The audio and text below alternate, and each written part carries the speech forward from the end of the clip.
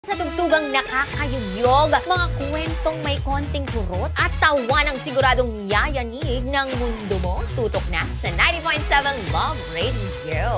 Ang bisyo mo nakaka-feel good, nasa radyo na, nasa social media pa.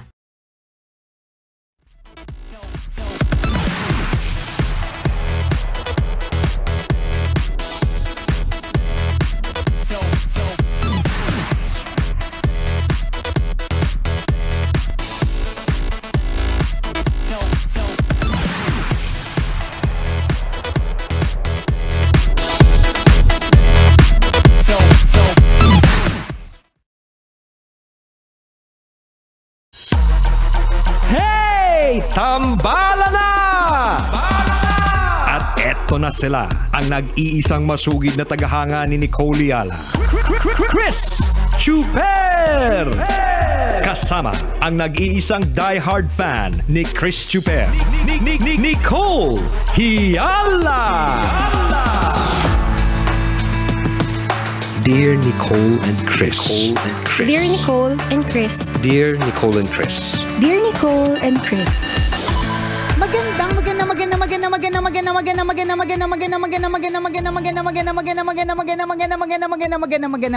morning, Luzon, Visayas at Mindanao, Metro and Mega Manila.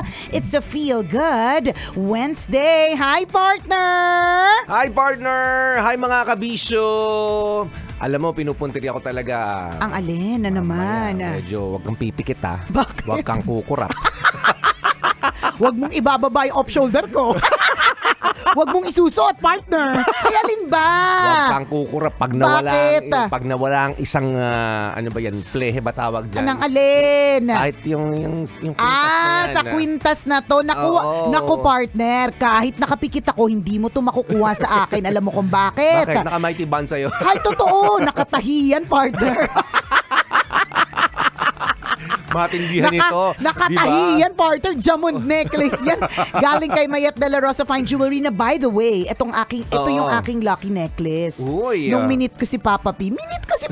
Kala mo kami lang talaga dalawa nag-meet. Akala mo talaga yung may usapang matagal na promise magkita tayo ng ganitong oras. Nakatakda ang panahon na ito sa ating pagkikita. Ganon. Hindi, pero ito talaga yung necklace na sinabi ko kay Madam Mayet na susuot ako ng pangmalakasang necklace ha. Pag nagkita kami ni Papa P. Ito yon. Mga magkano ba niyan? Worth niya?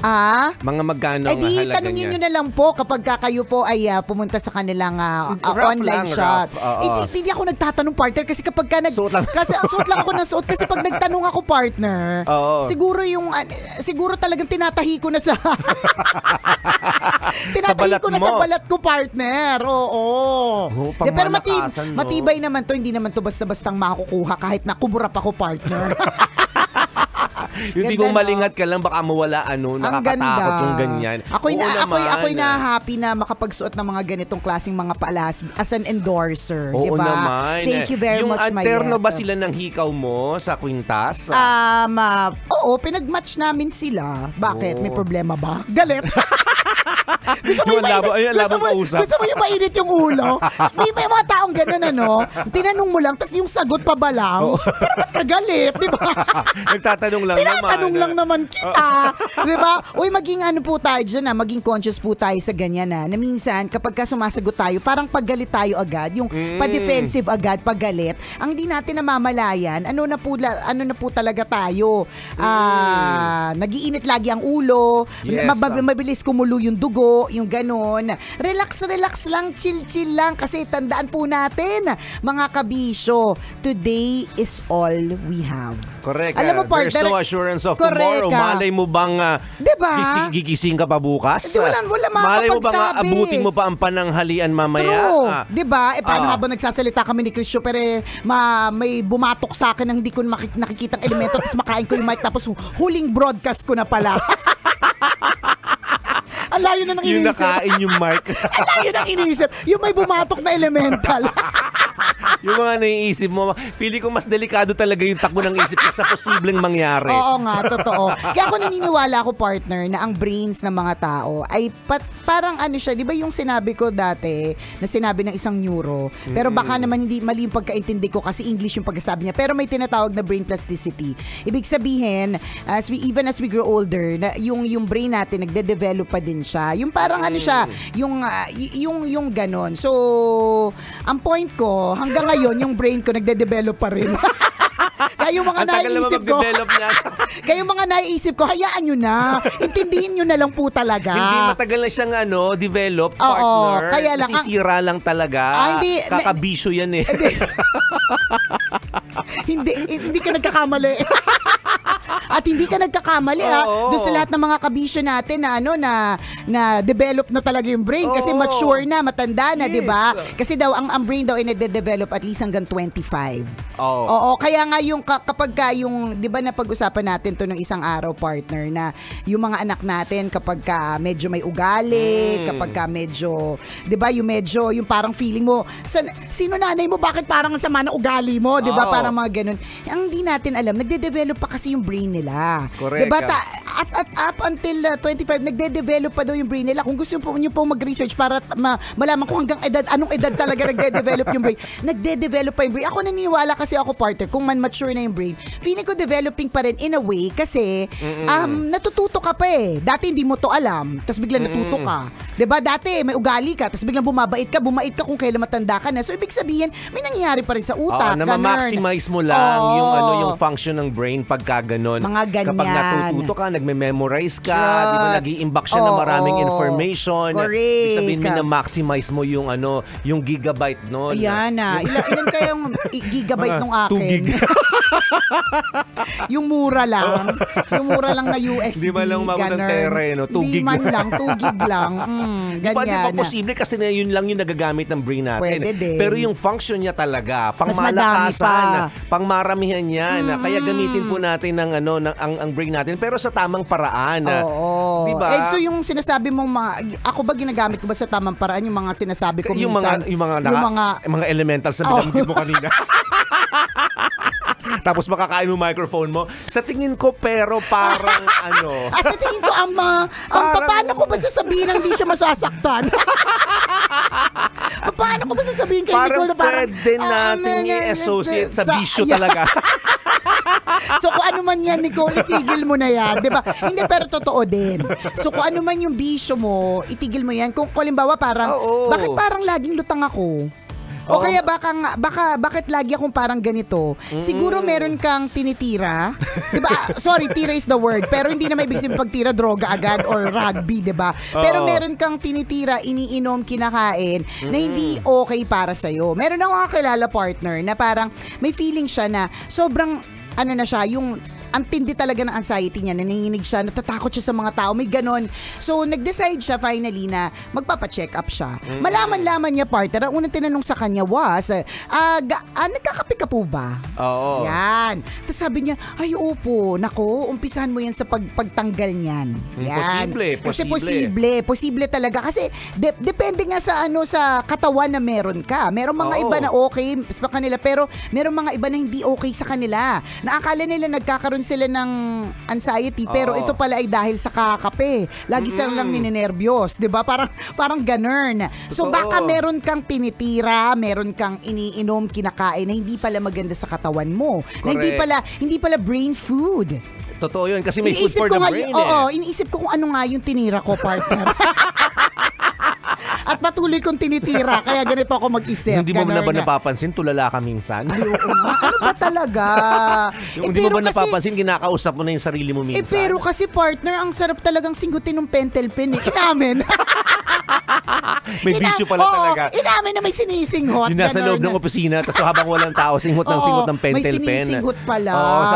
Sabi nga namin, bakit kaya lagi maraming pentel pen sa office ni Nicole? Hindi naman siya nagsusulat sa whiteboard. Wala namang whiteboard sa office. Wala din namang sinusulatan kung ano. Diba? Malaman-laman namin, sinisinghot na. Nako, tigilan niyo po yan. Hindi po magandang bisyo yan. Oo. Hindi magandang senyales yan. Hindi, totoo. May effects sa brain. Siyempre, etchos lang yung sa amin, di ba? Pero talagang sadyang kami, I would say, bakit gano'n, no? Kapag ka Tagalog, may sapak, may saltik, may sayad, may something, di ba? Pero kapag ka English, creative mind. Witty. Di ba? Hindi ba witty? Di ba medyo witty yung mga sinasabi natin? Nakakita ka ng elementals tapos pinatukan ka ng elementals. Oo, correct. Sakain ko yung mic ko. Hindi ba witty yun, partner? Sinong natawa? Yung mga natawa na gets nila yun kasi yung mga nakaka-gets nila ng mga joke ko, yung mga matatalino. Ngayon, kung hindi kayo matalino, I'm so sorry. Charet! Pasensya na po. May something talaga. Para may mali talaga eh. May mali talaga for today's video. Pero brain food, mga kabisyo, ano ba yung nagpapatalino sa brain natin? Di ba merong sinasabi na dapat ang iniinom po natin o kaya okay, hindi kami yung perfect na source. Pero bilang mga doktor ngayong araw na ito. Ito sinabi ko na, hindi kami perfect na source. Yung merong magnesium, tama ba? Merong iniinom kami na drink na meron siyang enough na magnesium. Nakaka-calm yun eh. Nakaka-calm. Yung anxiety, hindi man totally pero nakakakalma siya ng nerves, mga ganong. Sang hardware ba nabibili yung magnesium? Dito sa may South, wait lang sa may South Mall, sa may corner. May something talaga. May mali. Meron ba yan sa Wilcon Depot? May mali. Hindi, sa CW. Meron din. Sa Mr. DIY meron din. Actually, limited supply only. Baka sa Ace Hardware marami. Ni-check ko kahapon, parating palang galing China. Ngayon kung di kayo natatawa sa amin, uulitin po namin ang mga jokes po namin pang matalino lamang. Saret! Good morning po, Luzon, Visayas at Mindanao. Sana po ay okay po ang inyong umaga. Nagsimula naman lahat ng ito sa sinabi ko kanina na today is all we have. Yes. Kung lagi nating iisipin na itong araw lang ang meron tayo, hindi ba't ima-maximize natin ang araw na ito? Diba? Magpapakabait tayo ng bongga-bongga. Magiging mas mapagmahal tayo sa mga tao. Kasi what if nga naman ito na yung huling araw na meron ka o meron yung mga mahal mo sa buhay. Tapos yung huling memories mo sa kanila, galit ka sa kanila. Hindi mo sila pinatawad. Mainit ang ulo mo sa kanila, 'di ba? Wala lang isa lang paalala na kapag iniisip natin 'yon, kahit na medyo negative kung tutuusin, 'di ba? Ang nega mo naman, today is all we have. Pero kasi wala talaga assurance alam mo 'yon, wala talagang makakapagsabi. Pero kapag kaya nga dahil wala makakapagsabi, isipin mo today is all we have. Ngayong araw lang meron ako Magagalit pa ba ako? Ngayong araw lang meron ako, hindi pa ba ako magpapakita ng pagmamahal sa mga tao? Ngayon lang araw meron ako hindi pa ba ako pauutangin ng mga gustong magpautang? Pautangin na kami. Diba? Because today is all we have. Today is all we have. Ang natatandaan ko, October ngayon, it was October in 2019 kung kailan nasunog po yung aming radio station. The whole part of Star City, then Manila Broadcasting Company. Yun po yung isa sa mga, bukod sa pandemic, isa sa mga hindi talaga namin in-expect na posibleng mangyari. Parang paano? Marmol kaya dito? Marmol yung mga namin dito. Konkreto to. Sobra. Parang, hindi naman to bahay kubo na na pwedeng madaling hagisan matupok. mo ng yosi, posibleng masunog agad. Hindi konkreto. Marmol. Matibay. Oo, yung pangmalakasang di ba? Pangmalakasang Elizalde Marmol. Ganon. Ganon, pero alam niyo po yung kaming mga nakaalam na nasusunog na yung Love Radio, yung Star City ng madaling araw kasi malapit kami sa area. At least nalaman na namin, 'di ba? Yung mga pumasok, 'di ba ang perfect example doon, partner, yung nagbebenta ng ulam dito. Nadala-dala niya pa yung ulam, palibasa siguro hindi nakabasa sa Facebook, hindi nakapanood ng balita, diretso na nagluto, tas diretso dito, dala-dala niya pa yung mga ulam, mainit-init pa kasi magbebenta na siya sa mga empleyado dito, not knowing, 'di ba? Medyo burned to the ground. Ang aming yun yung mga sinasabi natin na today is all we have. Hindi natin alam, 'di ba? Nung araw na umalis tayo sa stasyon nung araw na yung partner, 'di ba? Yung pa yung araw na iniwan ko yung laptop ko sa table ko. Normally everyday dinadala ko yun. Tapos yun din yung araw, partner, na lahat ng files ko sa phone, photos, nilipat ko sa laptop ko para magkaroon ng space yung phone ko. Tapos iniwan ko yung laptop sa mesa ko kasi sabi ko, papasok naman ako bukas. 'Di ba? Bukas naman yan nandiyan na siya ulit. mabait eh, di ba? Pero ano nangyari? Nakapasok naman ako kinabukasan, pero natupok na yung laptop ko, di ba? So, yung ganun na thinking ba mga kabisyo? Kasi mas magiging mabait tayo, mas sa sarili natin, sa ibang tao, mas mapagmahal tayo, mapagpatawad and everything, and mas ma-enjoy natin yung life kapag iniisip natin, what if itong araw lang na ito ang meron tayo? Di ba yung mga simpleng pagkakataon, actually hindi simple, yung mga random situations na parang kausap ko lang siya kahapon. Correct, di ba? Tapos sa magiging post mo, ang daya mo naman. Kausap lang kita kahapon, nag-appear pa tayo sa daan, tapos nag-usap pa tayo, sabi mo magkakape pa tayo. Pero bigla na siyang, di ba nagulat tayo, bigla siya namatay. Ano nangyari? Kausap ko lang siya kahapon. Kakapost niya lang ng content di ba? Mga ganong sitwasyon. Nagplano pa nga kami ng outing, di ba? Nagkasama pa nga kami sa party nung isang linggo Ganon. Diba? Tapos malaman ko wala na siya ngayon. Di ba? Mga ganong sitwasyon na nakakagulat na hindi natin masasabi talaga ang takbo ng buhay. Akala mo okay ka ngayon. Akala mo masaya ka ngayon. Malay mo mamaya wala na ang lahat ng ito. Di ba? Because that's life. Today is all we have. Totoo yung mga sinasabi palagi ng tambalan na life is too short to be mad at something. Mad at somebody. Yes, diba? Life is too short to spend time on sad moments. Correct. Diba yung bakit mo hayaang magpakalungkot ka ngayong araw na ito kung may option ka namang maging masaya? Try to find that glimmer of hope and that happy trigger, diba? Alam niyo Find inspiration. Everyday meron yan. Hanapin po natin yan, meron at meron talaga yan, yes. Diba? So, yan ang isang paalala mula sa inyong mga kabisyong yung tambalan na medyo may sapak, may sayad at chino-choose na maging masaya every morning. Sana chino-choose. Ano chino-choose mo ngayon? Chino-choose ko to be happy. Diba? Because yesterday was Tuesday. Charot. Kakainis.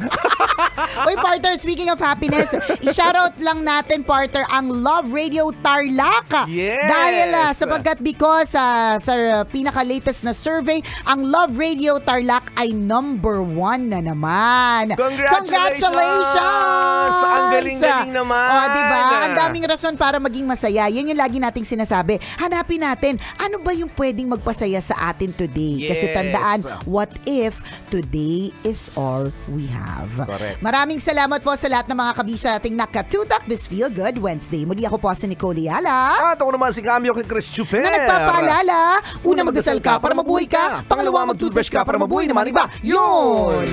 This